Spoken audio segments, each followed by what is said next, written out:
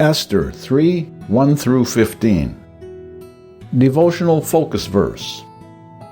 And when Haman saw that Mordecai bowed not, nor did him reverence, then was Haman full of wrath. And he thought scorn to lay hands on Mordecai alone, for they had showed him the people of Mordecai. Wherefore Haman sought to destroy all the Jews that were throughout the whole kingdom of Ahasuerus, even the people of Mordecai. Esther 3, 5 and 6. On the annual Jewish holiday of Purim, Jewish people gather in synagogues to hear the Book of Esther read aloud. Adults and children alike wait eagerly for the reading of chapter 3 because with this chapter, their fun begins. When the name Haman is read in the first verse, and then 53 more times in the remainder of the book, the synagogue erupts with boisterous noise as attendees try to drown out the name with their uproar. People blow horns, hiss, and shake noisemakers called graggers. Children shout. Adults stamp their feet and boo at the top of their voices. In every possible way they show their disgust and contempt for Haman, a man who had murderous hatred for the Jewish people. Today's text reveals the reason for this annual display of disdain, for it describes Haman's plot to annihilate the large number of Jews living in Ahasuerus' kingdom. Mordecai, Esther's relative and guardian, had defied the king's orders and refused to bow to Haman, an arrogant, egotistical advisor to the king. Haman was infuriated, and according to our key verses, determined to destroy not just Mordecai, but all of the Jewish people in revenge. He convinced the king to issue a decree ordering the extermination of the Jews on the 13th day of the Hebrew month Adar, a date Haman chose by casting lots. However, God was still in control. Purim, from the Hebrew root pur, meaning lot, commemorates the deliverance of the Jews from Haman's genocidal plot. Observed annually on the 14th day of Adar, these celebrations include raucous customs showing the Jewish people's scorn for their enemy and joy for their deliverance by God. We too can celebrate deliverance from the plots and strategies of an evil adversary. Our victory is not over a vengeful national official, but over the Prince of Darkness himself. Are you facing challenges, opposition, or even outright persecution for your faith today? Remember who your real enemy is. While you probably will not hiss and boo when his name is mentioned, you can remind yourself that he has already been defeated because Christ won the victory for us at Calvary. And that definitely is reason for celebration, not just one day a year, but every day.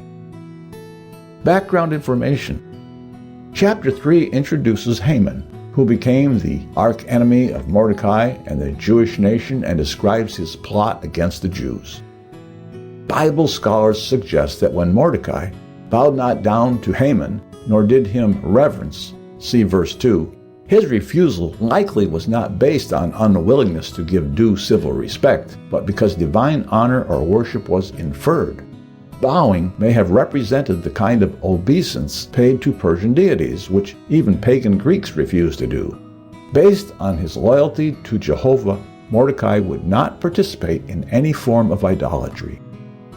Because Haman's ego was injured by Mordecai's refusal to honor him, he purposed not only to kill Mordecai, but all the Jews in the country.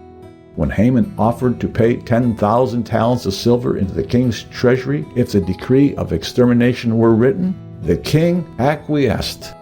Haman no doubt assumed this tremendous sum of money would be obtained through the plunder of Jewish homes and businesses. The king made no attempt to investigate Haman's accusations against the Jews. Large massacres of this nature were common in that era because human life was held in little regard. Verse 7 indicates that lots were cast in the first month of the Jewish calendar, and the date determined for carrying out the decree was established for the 12th month, almost a full year later. This 11-month period no doubt was a time of great anxiety for the Jews, but it provided an interval in which Mordecai and Esther's plan could be effected. The king's ring, mentioned in verse 10, was a symbol of authority that was equivalent to a personal signature. The ring's surface would have had a raised royal symbol, allowing an imprint to be made when the ring was pressed into soft wax. This method was used in ancient times to certify official documents. Conclusion: God is sovereign over the affairs of men. Though evil may appear to triumph for a time, God will always be victorious. Esther, Chapter 3. After these things did King Ahasuerus promote Haman the son of Hammedatha the Agagite, and advanced him, and set his seat above all the princes that were with him. And all the king's servants, that were in the king's gate, bowed, and reverenced Haman, for the king had so commanded concerning him. But Mordecai bowed not, nor did him reverence. Then the king's servants, which were in the king's gate, said unto Mordecai, Why transgressest thou the king's commandment? Now it came to pass, when they spake daily unto him, and he hearkened not unto them, that they told Haman, to see whether Mordecai's matters would stand, for he had told them that he was a Jew. And when Haman saw that Mordecai bowed not, nor did him reverence, then was Haman full of wrath. And he thought scorn to lay hands on Mordecai alone, for they had showed him the people of Mordecai, wherefore Haman sought to destroy all the Jews that were throughout the whole kingdom of Ahasuerus, even the people of Mordecai. In the first month, that is, the month Nisan, in the 12th year of King Ahasuerus, they cast pure, that is, the lot, before Haman from day to day, and from month to month, to the 12th month, that is, the month Adar. And Haman said unto King Ahasuerus, There is a certain people scattered abroad and dispersed among the people in all the provinces of thy kingdom, and their laws are diverse from all people, neither keep they the king's laws, therefore it is not for the king's profit to suffer them. If it please the king, let it be written that they may be destroyed, and I will pay 10,000 talents of silver to the hands of those that have the charge of the business, to bring it into the king's treasuries. And the king took his ring from his hand, and gave it unto Haman the son of Hammedatha the Agagite, the Jews' enemy. And the king said unto Haman, The silver is given to thee, the people also, to do with them as it seemeth good to thee. Then were the king's scribes called on the 13th day of the first month, and there was written according to all that Haman had commanded unto the king's lieutenants, and to the governors that were over every province, and to the rulers of every people of every province according to the writing thereof, and to every people after their language, in the name of King Ahasuerus was it written, and sealed with the king's ring.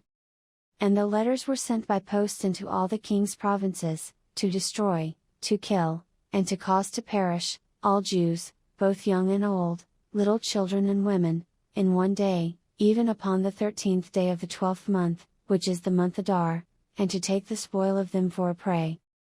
The copy of the writing for a commandment to be given in every province was published unto all people, that they should be ready against that day. The post went out, being hastened by the king's commandment, and the decree was given in Shushan the palace. And the king and Haman sat down to drink, but the city Shushan was perplexed,